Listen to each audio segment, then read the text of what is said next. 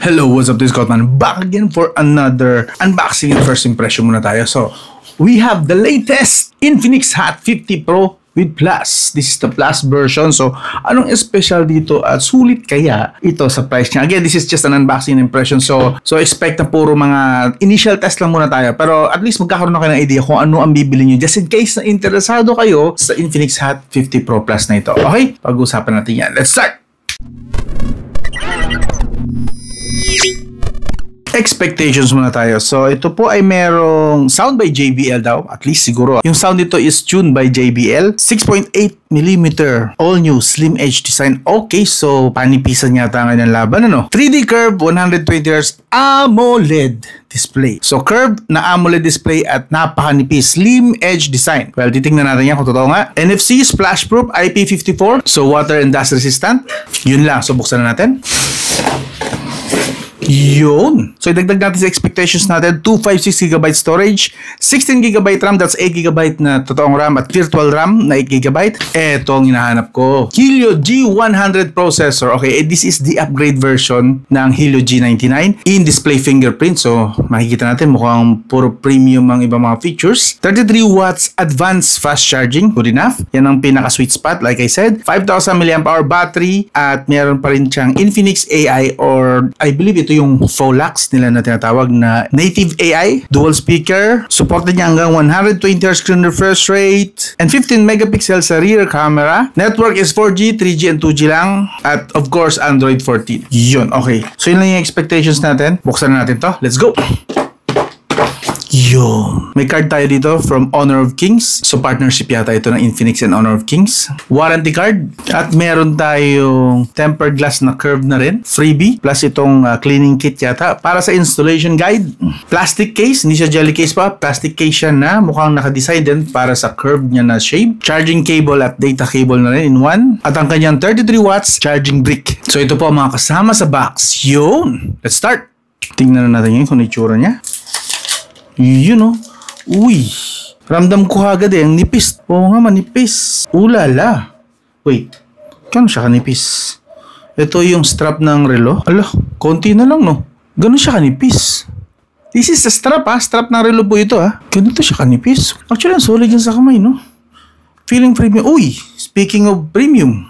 Tingnan nyo naman itong likod na to. Sinong sasabi na hindi ito flagship look? Okay, tsura pa lang At kung hindi ako nagkakamali, wala siyang katulad. Medyo may sarili siyang identity this time. Wala ako nakikitang pagkakahawig sa ibang unit. Merong konting similarity siguro, pero looking at this design, I think this is a new Infinix identity, Ang ganda ng design nyo. Iisipin nyo ba na budget smartphone ito? My God, look at that. At ang ganito kanipis, Close up tayo, isa-isayin natin, This is the camera modules. Ang ganda. So, triple camera dito. Pero base sa box, isang 50 megapixel lang. So, isang 50 megapixel na talaga main camera niya. We have the flash. Mukhang dual tone, pero hindi. Pero basta dalawang LED nakikita natin. Tapos, binakasulat dito. A spherical lens f1.6, 27mm. And then, may logo tayo dito ng Infinix. Gusto ko yung finish niya, Hindi siya fingerprint smudge magnet kasi may pagka parang buhangin. May yung pinong liha. Since hindi siya glossy. Good job dito. Very good dito sa design si Infinix. Ang laki na in-improve dito kung ito ang pagbabasehan. Wow. As in, wow. Anyway, iba pang features. Tingnan natin. Sa taas meron tayong noise cancellation microphone. And we have the JBL branding there. So, tuned or sound by JBL. We have another speaker here.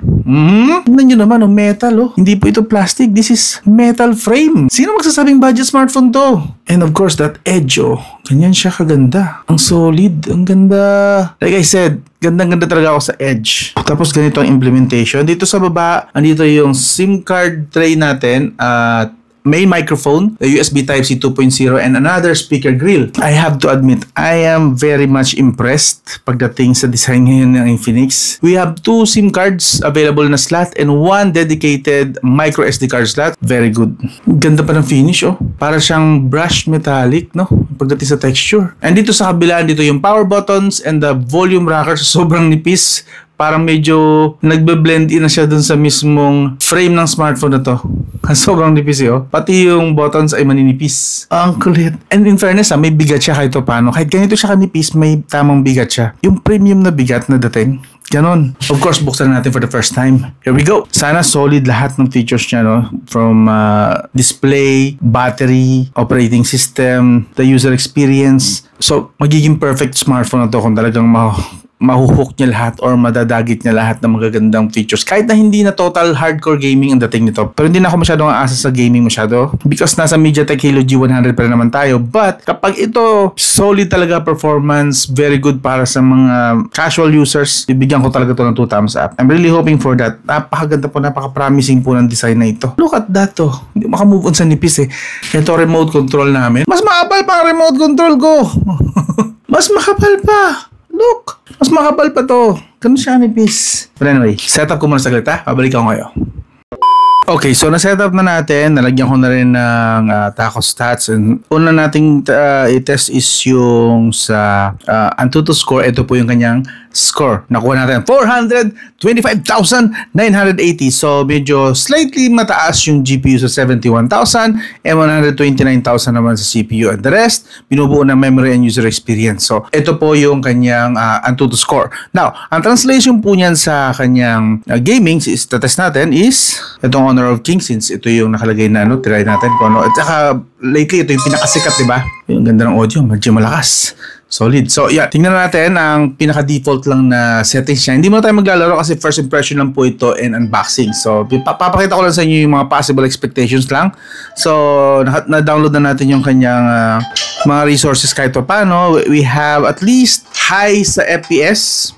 FPS po yan and ultra sa resolution. And then, ang pinaka-highest na makuha natin overall graphics is sa number 4, naka-UI animations and standard po yung camera height. Yun po ang possible na makukuha natin. So currently nakukuha tayo ng 60 FPS, so possible 60 FPS lang dito sa Honor of Kings. Yun po. Now, lipat naman tayo saglit sa kanyang settings. Pakita ko lang sa inyo kasi nakikita nyo naman na siguro 120 FPS. So I just checked. Yes, the whole time po na i-review ko ito, i-assume nyo na naka-fix siya sa 120 FPS. Kung makikita nyo na bababa yan sa 60 or 90, hindi po ako may gawa nun. Basta ako, sinet ko siya this whole time sa review ito na 120 Hz screen refresh rate. Lagay niyan. Tumitigil siya kasi hindi ko naman tinatouch. So that means siguro yan yung parang way ng software para mas makatipid sa battery na hindi all the time na 120 FPS kung hindi ko rin naman tinatouch. So as soon na hahawakan ko yan or tatouch ko yan, akit yan 120 FPS. Oh, instant, diba? So, yun. Again, naka-fix po siya. Ako mismo sinet ko siya sa display settings ng 120 FPS or 120 Hz lang pala, I mean. And other settings lang, papakita ko sa inyo. Meron siyang high brightness mode. If I'm not mistaken, kaya nito hanggang 1,300 nits. Yes, 1,300 nits brightness. Pero syempre, itetest natin yan sa actual, hindi yung maniniwala lang tayo sa nakasulat. Of course, abangan nyo yung detalyadong review. Pero so far, maganda nga talaga yung nakikita natin sa display. Look at that. Oh. Papakita ko lang sa inyo, mabilis lang. Check tayo sa YouTube, yung open tayo ng HDR video. Ito. HDR video po yan from AK Paradise. Try natin. Sasagad natin yung resolution. Sa quality, set natin sa 2K resolution, okay? Pero ito pong kanyang native resolution is 1080p lang po. Full HD Plus, AMOLED, 6.78 inch po ito. Yes, yan po ang kanyang display specifications. Right. Ganda naman ng brightness eh, oh. Actually, maganda, no? Maganda talaga siya. AMOLED kasi ito eh. So, that is why maganda yung kulay talaga niya. Buhay na buhay. Look at that details. Oh, solid. Ganda. And kung mapapansin nyo, no, yung bezel nyo, halos hindi natin nakikita rito. So, sobrang nipis ng bezels. Solid. Ngayon, lipat naman tayo sa audio saglit. Tingnan natin kung gaano kalakas talaga siya. Naka-full na pala ito. Lipat tayo with, NCS with bass. Isang mabilis lang. Full. So, I assume dual speaker. Dual speaker nga siya. May lumalabas dito sa taas eh. Legit po siya na dual speaker. Pa natin. Nalabas siya rito eh. Okay, legit na dual speaker. Okay yan, good yan. Again, sound by JBL. You know. Now, lipat na tayo sa camera. So, curious ako sa kaya niyang ibigay na na sa video recording, which is importante sa akin to as a content creator. So, pakita lang natin ng konti. Uy, kaya niya ng 2K at 30 FPS. I believe that's front and back. You know, ito naman yung front, 2K din siya. So, front and back, 2K resolution supported po niya. Okay? As for the samples, papakita ko na lang sa inyo dito sa screen. Okay?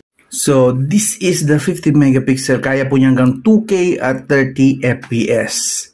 O, diba? So, initial test pa lang naman po ito. Wala mo nang mag-react masyado, wala mo nang bibigay ng final judgment. Pero, so far, okay siya. Let's switch to 2 times. Okay, very usable on 2 times zoom niya. How about maximize natin sa 10 times? You know, this is the 10 times zoom. Medyo shaky siya kasi medyo nangangatal yung kamay ko. How about tignan natin ibang details? Okay, yung bulaklak nakikita ba natin maayos? Okay, not bad.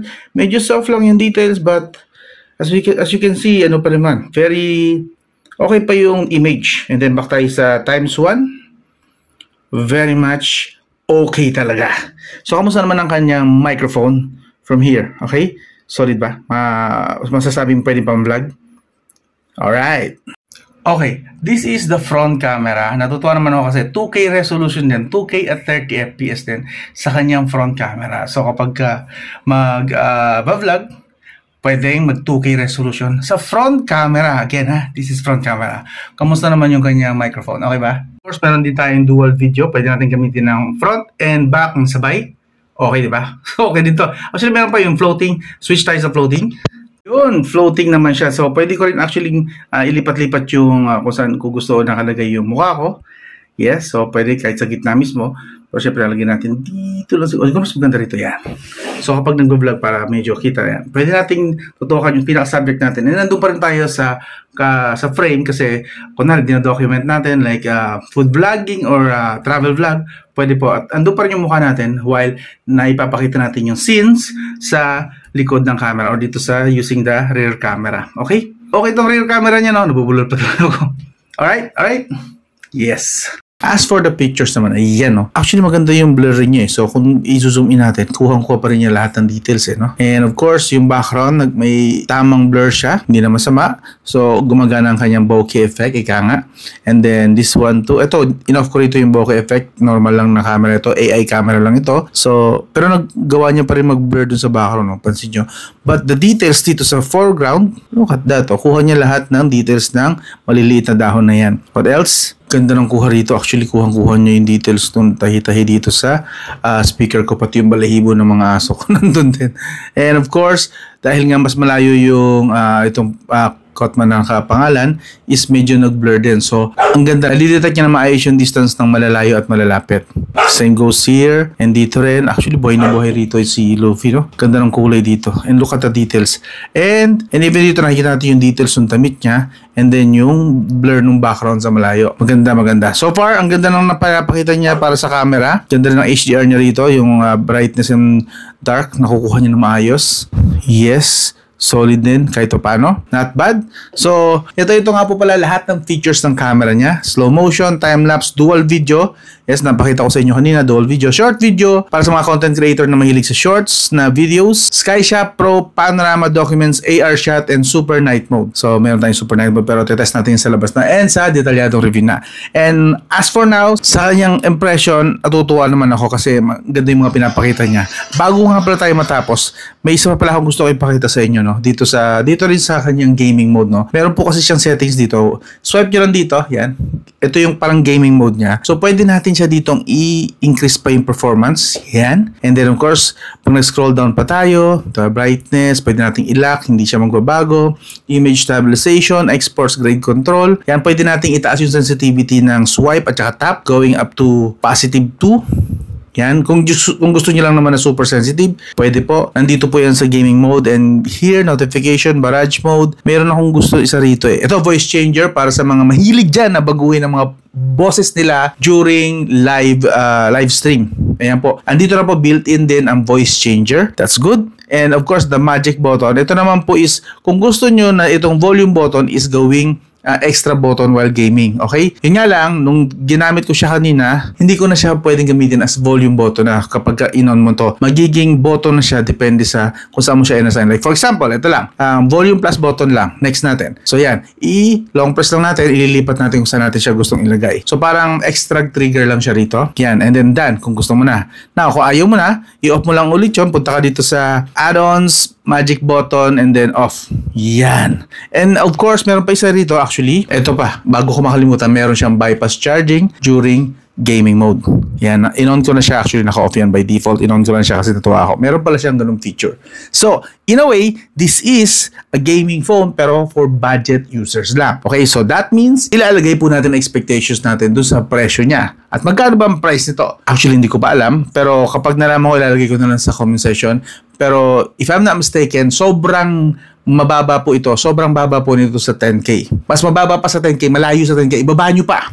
Okay? Yun lang ang meron akong clue. Malayo siya sa 10K, mas mababa siya. Malayo sa 10K, mas mababa. Yes, ganun siya kamura. So, hulaan nyo na lang siguro or kung may mauna na mag-reveal ng price, try ko na lang na ipin sa comment section kapag nalaman ko yung exact price siya talaga. But for now, yes, maganda po si Infinix Hot 50 Pro Plus. And look at that design.